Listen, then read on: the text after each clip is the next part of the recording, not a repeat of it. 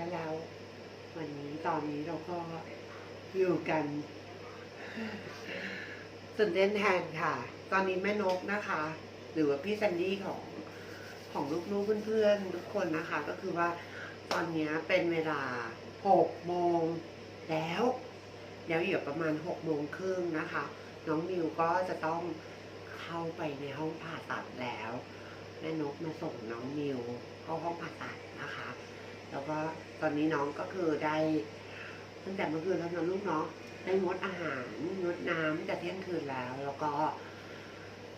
ทำการบวชชีแล้ว เข้าวัดบวชชีเรียบร้อยแล้วแล้วจากนั้นเมื่อเช้าพี่พยาบาลก็มาสวดให้แล้วเนาะส่วนขั้นตอนก่อนการแปลงเพศนะคะ ก็ต้องมีการส่วนล้างทำความสะอาดนะคะ ตอนนี้ก็คือถึงเวลาที่รอที่เขามารับนะคะ เพราะว่าน้องมิวก็ได้ผ่าตัดในรอบเช้านะคะกับคุณหมอกุลเดชนะคะเดี๋ยวแม่ถามน้องมิวมีอะไรจะพูดไหมลูกตื่นเต้นไหมตื่นเต้นหรอด้วยตื่นเต้นแน่ ตื่นเต้นยังไงหรอแล้วกลัวไหมลูกตอนนี้กลัวไหมตอนเนี้ยณเวลาเนี้ยกลัวไหมลูก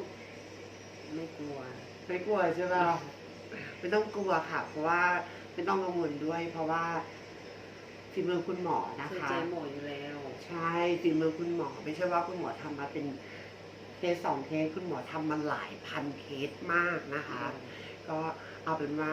เพื่อนๆก็เป็นกำลังใจช่วยเป็นกำลังใจส่งให้น้องมิวสาวสวยจากสปป.ลาวนะคะ เป็นกำลังใจให้นะคะแล้วก็เดี๋ยวแม่นกก็เป็นกำลังใจให้นะคะเอาเป็นว่าให้น้องมิวบอกอะไรเพื่อนๆนิดนึงโดยก้อนมิวจะเข้าห้องผ่าตัดเด้อฟังให้ทุกคนเป็นกำลังใจเด้อหรือว่าผู้ใดที่สนใจอยากมาแปลงเพศกะติดต่อหาแม่นกได้หรือว่าปรึกษาผ่านมิวได้เด้อได้ค่ะเอาเป็นว่าเดี๋ยวเราส่งมันแค่นี้ก่อนเนาะเดี๋ยวแม่นกจะรอพี่พยาบาลเอาน้องไปนะคะ